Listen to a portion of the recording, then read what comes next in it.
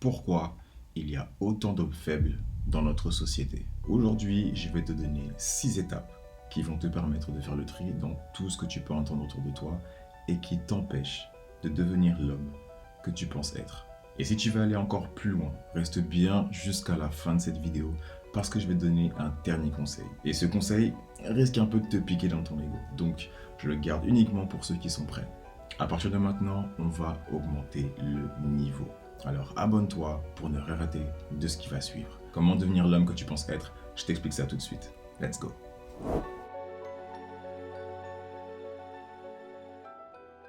Je pense qu'on vit à une époque où beaucoup de choses sont facilitées. Cette facilité nous rend faibles quand on doit assumer les conséquences les plus difficiles de nos choix les plus simples. Dans le temps, un homme était un père de famille, un être sur qui on pouvait se reposer.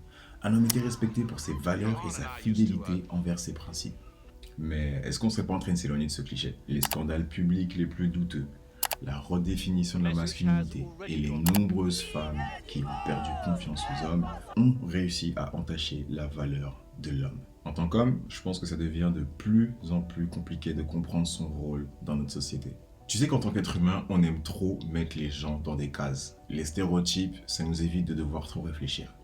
Prends l'exemple de l'homme hyper masculin, l'homme efféminé, l'homme enfant, l'homme capable, le garçon princesse. Tout ça, ce sont des étiquettes que l'on colle aux hommes que tu vois autour de toi. Et même si on est tous différents, la masculinité n'est pas la seule chose qui va définir ta valeur en tant qu'homme. Le pays dans lequel tu vis, ton origine vont influencer l'idée de l'homme tel que tu le comprends aujourd'hui. Être un homme en Europe est différent d'être un homme en Asie. Être un homme blanc est différent d'être un homme noir, tout simplement si on se focalise sur les différences culturelles. Et comme tu sais, la masculinité se construit par imitation d'un père, d'un grand-père ou d'une figure masculine que tu peux avoir dans ta famille. Mais la question que beaucoup d'hommes se posent très jeunes, c'est comment faire lorsque tu n'as pas eu de figure masculine sur qui prendre exemple. Honnêtement, je dirais qu'il n'y a pas de réponse toute faite par rapport à ça. Et j'irai même plus loin en disant que finalement, c'est ton problème. Personne ne va te prendre par la main pour devenir l'homme que tu penses être. Personne ne voit ta vision et personne ne sait là où tu veux aller. C'est de ta responsabilité de définir ce qui est important pour toi et de définir l'homme que tu veux être demain. La première chose à faire pour devenir l'homme que tu penses être, c'est de travailler sur tes traumatismes et de trouver tes forces. Certains gars ne savent même pas qu'ils vivent dans l'ombre de leur traumatisme parce qu'ils ne sont pas tout simplement connectés à leur intelligence émotionnelle ou leurs sentiments. C'est la partie que beaucoup de femmes ont du mal à comprendre. En tant qu'homme, on a plus de mal à accéder à nos émotions. Beaucoup d'hommes ont reçu une éducation où il faut contrôler et nier ses émotions. Bien sûr, il y a des exceptions, mais depuis tout jeune, on apprend aux hommes à contrôler et à nier leurs émotions. Typiquement, prends l'exemple de l'expression « sois un homme ». Quand tu demandes à quelqu'un d'être un homme, tu lui demandes de supprimer ses émotions, ou en tout cas de ne pas les montrer. Donc non seulement c'est plus compliqué pour nous, les hommes, de comprendre nos sentiments, mais parler de ses émotions, c'est encore plus dur. Parce que déjà, on n'a pas beaucoup d'endroits pour pouvoir le faire. De manière générale, on va se confier à nos amis les plus proches, à notre partenaire. Mais tout le monde n'est pas équipé pour recevoir ce type de conversation. J'ai lu beaucoup d'exemples de femmes qui ont trahi la confiance qu'elles ont reçue en utilisant les émotions de leur partenaire. Donc, au bout d'un moment, je peux aussi comprendre que certains hommes ne veulent pas qu'on utilise leurs faiblesses ou leurs émotions pour nuire. Les hommes peuvent avoir le sentiment de n'avoir personne à qui parler. Selon l'Union nationale pour la prévention du suicide, 9000 personnes décident chaque année de reprendre leur vie. C'est soit 25 personnes par jour. Selon ces chiffres, le taux d'hommes qui décident de reprendre leur vie serait 4 fois plus élevé que pour les femmes.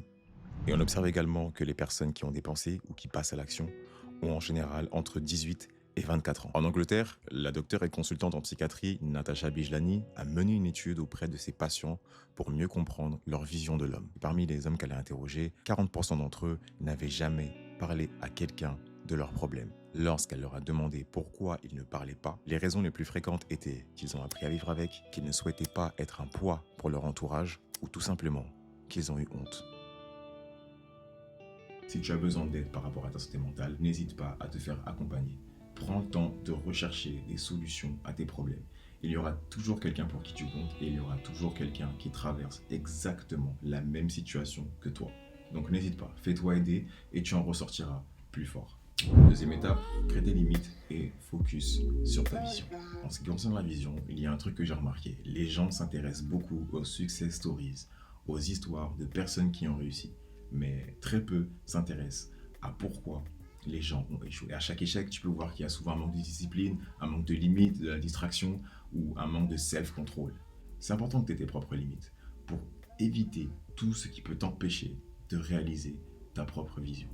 Être un homme, pour moi, à mon sens, c'est avoir des principes et une vision claire. Si tu es un homme qui n'a pas de valeur, qui n'a pas de principes, et si tu ne sais pas où tu vas, les gens vont te voir. Ils vont commencer à douter de ta valeur en tant qu'homme. Ça peut prendre du temps de trouver sa vision, de trouver sa voie. Mais encore une fois, c'est un marathon. Il n'y a pas de course. C'est toi versus toi. Donc, va à ton rythme. L'important, c'est que tu prennes les décisions nécessaires qui vont t'emmener vers ta définition de la réussite. Ok, parlons de ton entourage et de l'importance d'avoir un modèle sur qui tu peux compter. Aujourd'hui, plus que jamais, il faut que tu comprennes la valeur de ton entourage, la valeur de tes amis, la valeur de ta famille et la valeur de toutes les personnes qui t'entourent. C'est ton cercle proche qui va influencer qui tu es. Les gens peuvent te guider, t'aider, mais tu dois le faire pour toi. Tu dois apprendre à t'écouter. C'est toi qui prends tes propres décisions et tu dois bosser sur toi pour que ton passage entre le statut de garçon à un statut d'homme se fasse correctement. Et crois-moi, il y a des gens qui n'ont toujours pas compris ça et ils peuvent se retrouver à 40, 50 ans et toujours se comporter comme des enfants. Donc, le plus tôt possible, prends conscience qu'il faut absolument que tu prennes des responsabilités. Quand on est plus jeune, évidemment, on est dépendant des autres. On dépend de personnes pour avoir un toit au-dessus de sa tête, pour pouvoir s'habiller, manger. Mais aujourd'hui, et de plus en plus tôt, on est amené à avoir des responsabilités et donc à être un homme de plus en plus rapidement. Donc c'est vraiment important que tu comprennes que tu ne peux pas t'associer à n'importe qui, n'importe quand. Tu dois apprendre à penser pour toi-même et par toi-même. Après, je pense que c'est aussi important d'avoir un modèle sur qui tu peux t'inspirer. Et si c'est pas une personne, ça peut être une communauté. Après, la réalité est triste. Tu peux prendre exemple ou chercher des conseils auprès de personnes qui n'en ont rien à faire. Il y a des gens qui s'en fichent complètement que tu sois discipliné, que tu sois motivé ou que tu galères avec tes problèmes. Les gens ont déjà leurs propres problèmes à gérer. Pourtant, dans tout ça, tu trouveras toujours des gens qui sont prêts à te donner des conseils et à te soutenir. Il y aura toujours quelqu'un qui est arrivé là où tu veux aller. Donc vraiment, prends exemple et prends conscience de l'importance de savoir s'entourer. La quatrième étape, elle est un peu plus compliquée. D'abord, tu dois comprendre que chaque personne a une énergie masculine et une énergie féminine. La masculinité, elle va se concentrer sur le monde extérieur, l'accomplissement, la prise de décision, la force physique, ou plutôt son utilisation. Tandis que l'énergie féminine va plus se concentrer sur le monde intérieur, la créativité, l'intuition.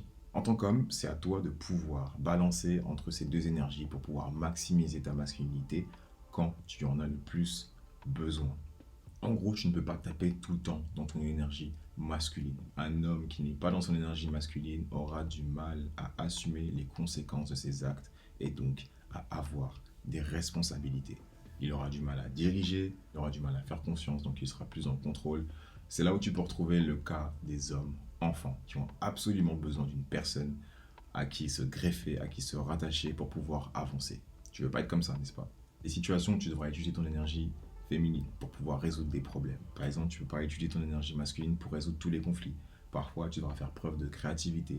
Parfois, tu devras faire preuve de compassion. Donc, parfois, tu devras utiliser aussi ton intuition pour pouvoir mieux sentir les choses et de prendre les meilleures décisions. Cinquième étape, maîtrise-toi. On m'a toujours dit que la valeur d'un homme se voit dans ses actes, dans sa capacité à gérer ses émotions et dans sa force de caractère qui lui permet d'être patient. Même si la force est associée à l'homme, ou en tout cas la force physique, il ne faut pas oublier que les hommes les plus puissants ne sont pas forcément les plus musclés. C'est d'abord ce que tu as dans ton cœur et dans ta tête qui est le plus important. C'est pour ça que pour moi, un homme doit absolument savoir se maîtriser. Un homme qui fait preuve de self-control est un homme qui est puissant. Un homme qui se maîtrise, c'est un homme qui sait se concentrer et qui sait éliminer ses distractions. Il faut absolument que tu travailles sur le pouvoir de l'attention. Il y a beaucoup d'hommes qui le comprennent trop tard. Mais c'est souvent après des déceptions amoureuses et des difficultés que l'on va se concentrer sur soi et qu'on va redonner de l'importance à son temps. C'est dommage, mais certains d'entre nous ont besoin de passer par là pour comprendre la valeur de leur attention. Et par rapport à ça, il y a un truc que j'ai compris et qui a tout changé. L'attention, c'est une force. Si nous les hommes, on nous a appris très tôt à masquer nos émotions pour ne pas paraître faibles, on a appris aux femmes à rentrer en compétition pour l'attention des hommes. C'est pour ça que tu verras qu'un homme qui est sélectif, quand il donne son attention, lorsqu'il donne son énergie, va forcément déranger.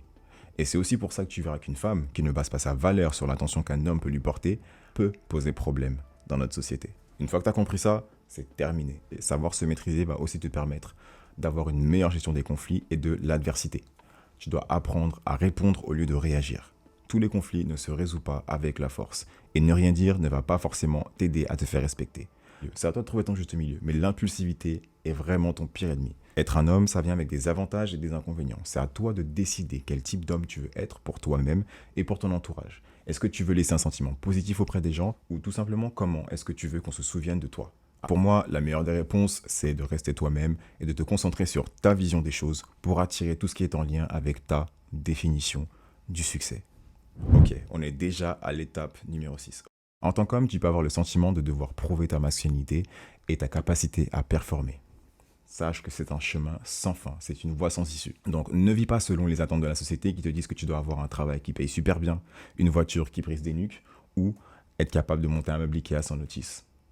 C'est pas ça être un homme. Tu n'as rien à prouver à personne d'autre que toi. Donc oublie ces histoires d'hommes capables. On est tous capables. Il y a plein de gens qui travaillent 7 jours sur 7, 24 heures sur 24, entre guillemets, pour pouvoir subvenir à leurs besoins, financer leurs rêves, financer leurs projets, subvenir aux besoins de leur famille, ou même tout simplement être capable d'avoir un toit au-dessus de leur tête. Pourtant, tu sais très bien que ces gens-là, on ne va pas les mettre sur un piédestal parce qu'ils ne représentent pas l'homme capable, l'homme avec un salaire à 6 chiffres. Chacun est libre d'avoir ses valeurs et ses principes. Mais sache que tout le monde n'est pas obligé de souscrire à la même idée. Oublie l'idée que toutes les femmes recherchent un homme super riche qui va tout payer pendant qu'elles restent à la maison. Et en tant qu'homme, pourquoi tu vas aller t'énerver contre des femmes qui courent après de l'argent que toi-même, tu n'as pas? Il y a des femmes qui ont envie d'entreprendre, il y a des femmes qui ont envie d'aller de l'avant, qui ont des projets, qui ont de l'ambition et qui veulent se réaliser et s'accomplir dans leur travail ou dans ce qu'elles font en dehors de leur famille. Ok, donc comme promis, on arrive à la 7e étape, celle que je gardais pour les braves, celle que je gardais pour ceux qui sont prêts. La 7e étape, c'est de tout simplement prendre de la distance par rapport à tes parents. Tu dois réussir à couper ton cordon ombilical qui te relie à tes parents. Donc arrête de te comporter comme un enfant et agis enfin comme un homme. Qu'est-ce que ça veut dire? Il faut tout simplement que tu comprennes que tes parents sont des êtres humains comme toi et que eux aussi, ils ont leurs traumatismes, leurs épreuves, leur histoire. Donc au lieu de les voir comme des êtres suprêmes qui ont soit toujours raison ou qui sont soit responsables de tous tes malheurs dans la vie, essaye de comprendre que ce sont juste des êtres humains comme toi. La relation avec la mère est hyper importante parce que c'est elle qui va, entre autres, faciliter la transition entre le statut de garçon et le statut d'homme. Retiens juste qu'une mère qui a une relation toxique avec son fils va influencer les relations que ce futur homme aura avec lui-même, mais aussi avec les femmes. Ça va être pareil pour un père. Le père est une figure paternelle, c'est lui qui va te montrer comment aimer. Il est là aussi pour t'inculquer une vision de la femme, ou en tout cas sa propre vision de la femme. Le père est là pour te montrer comment aimer, tandis que la mère est là pour te montrer comment être aimé. Et puis on va pas tout rejeter sur les parents. Parfois, c'est toi la personne qui a du mal à prendre ton envol, qui a du mal à prendre des décisions et qui a du mal à rentrer dans ton statut d'homme. Donc réussir à avoir une relation saine avec tes parents va t'aider à t'affirmer en tant qu'homme dans tes décisions et dans cette transition qui peut être compliquée si tu n'as jamais réussi à dire non ou si tu n'as jamais réussi à affirmer tes choix. Donc en tant qu'homme, tu devras prendre des décisions qui concernent ta vie, ton futur, en fonction de comment tu souhaites avancer dans ta vie. Les parents peuvent t'influencer, mais au final, c'est toi qui es le maître de tes décisions et tu dois être capable d'assumer les conséquences de tes choix, car ces choix, ce sont les tiens. Même si ça veut dire décevoir tes parents, même si ça veut dire être renié, même si ça veut dire être rejeté, tu es uniquement responsable de tes choix et non ceux des autres. Face à un conflit, garder le silence n'est pas une solution quand tu dois sacrifier ta paix ou ta vision.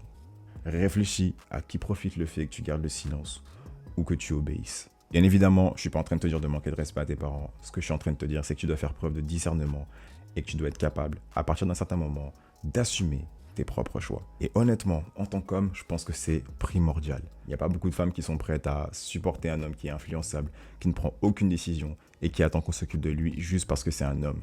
Certains d'entre nous ont vraiment besoin de grandir, donc travaille sur ta vision et fais en sorte d'être responsable. Être un homme peut être très différent selon à qui tu demandes et surtout dans quel endroit du monde tu le demandes. J'espère vraiment que cette vidéo t'a donné plus d'éléments pour pouvoir devenir l'homme que tu penses être. Comme d'habitude, si tu aimes la vibes, like. Pour ne rien rater de ce qui va suivre, abonne-toi et si tu le souhaites, partage cette vidéo avec les personnes qui en ont besoin. Je m'appelle Gioneo, c'était le Radial Mindset. Prends soin de toi. Peace. Merci d'avoir regardé cette vidéo. Si tu veux en apprendre plus sur le développement personnel, je te dépose ici ces 2 épisodes qui vont te permettre de créer ta propre définition du succès. Je te dis à très vite dans une prochaine vidéo. Bye.